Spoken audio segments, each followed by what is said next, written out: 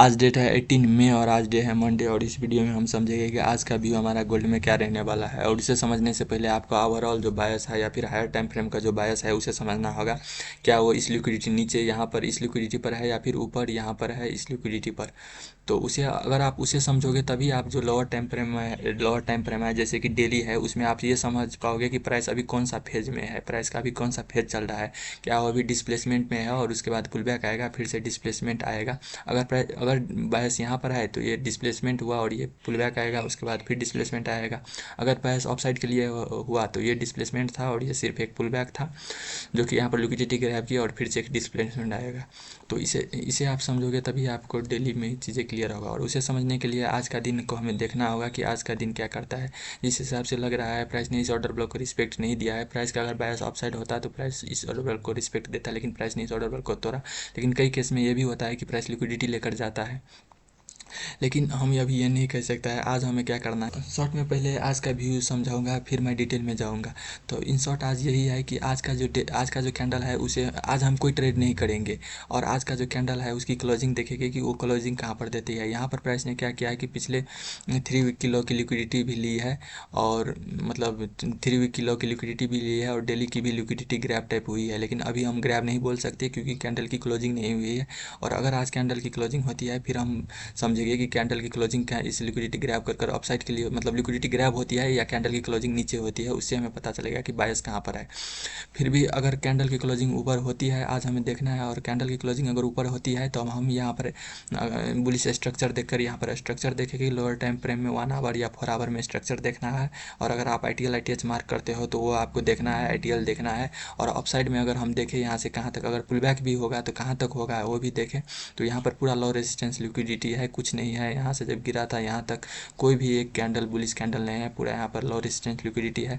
फिर भी हम यहाँ इस बीच में ऑर्डर ब्लॉक मार्क करते हैं तो यहाँ पर एक वीक ऑर्डर ब्लॉक है, यहाँ पर एक वीक ऑर्डर ब्लॉक है।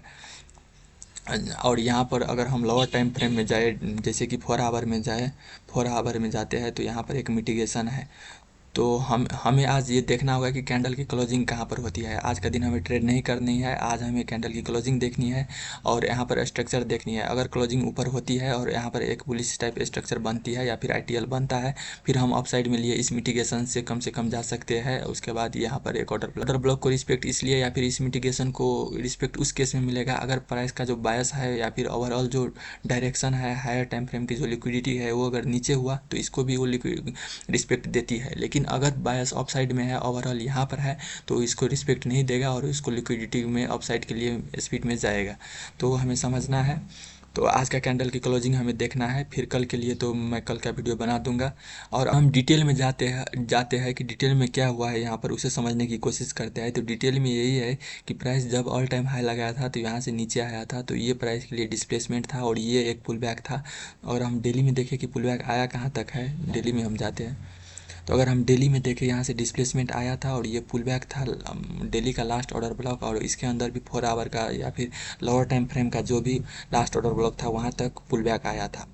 और यहाँ से अगर हम प्रीमियम डिस्काउंट भी मार्क करते हैं तो तुम देख सकते हो प्राइस ने यहाँ से डिस्प्लेसमेंट दिया और ये पुल बैक कहाँ तक आया था, डिस्काउंट जोन की। क्योंकि अगर प्राइस का डायरेक्शन बेरिश है तो ये प्राइस के लिए ये डिस्काउंट जोन हुआ था, डिस्काउंट में गया और लास्ट जो ऑर्डर ब्लॉक था उसको टैप करके उसके अंदर भी इंटरनल टाइम फ्रेम का लास्ट जो POI था उसे टैप किया और फिर से वो डिस्प्लेसमेंट दिया।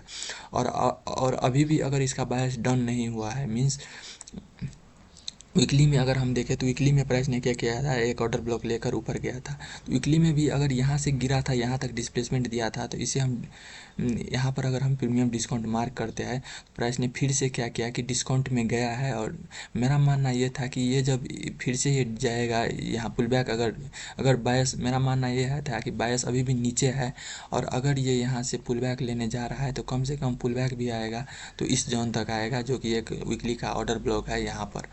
और डेली में भी अगर हम देखें तो डेली में भी यहाँ पर ऑर्डर ब्लॉक वगैरह है जो कि रिफाइन करते हैं।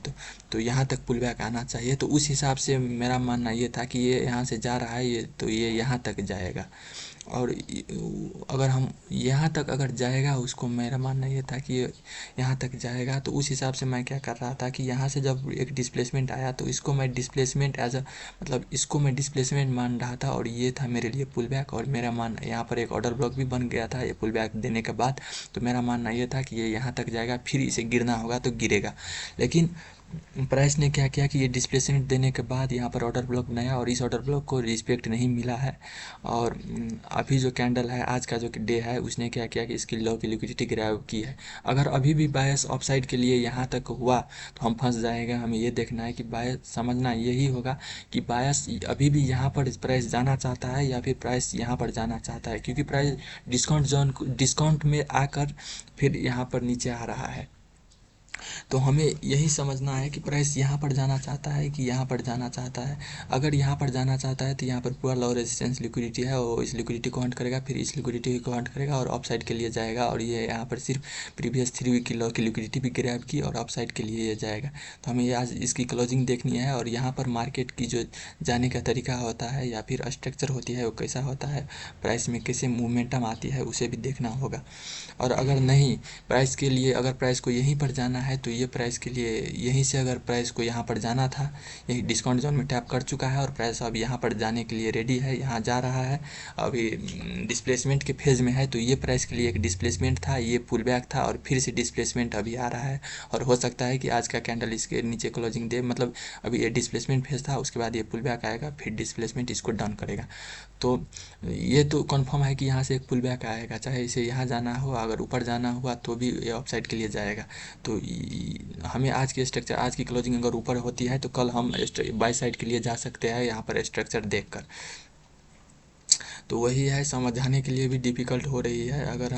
अगर मैं सोच रहा था यहाँ पर जाएगा तो मैं यहाँ से प्रीमियम डिस्काउंट अगर मार्क करता हूँ तो ये प्राइस ने इक्विलिब्रियम को ऑलमोस्ट यहाँ पर पिछले वीक टैप कर लिया है, और पिछले वीक की यहाँ पर लो की यहाँ पर इसे मैं फ़िलहाल हटा देता हूँ।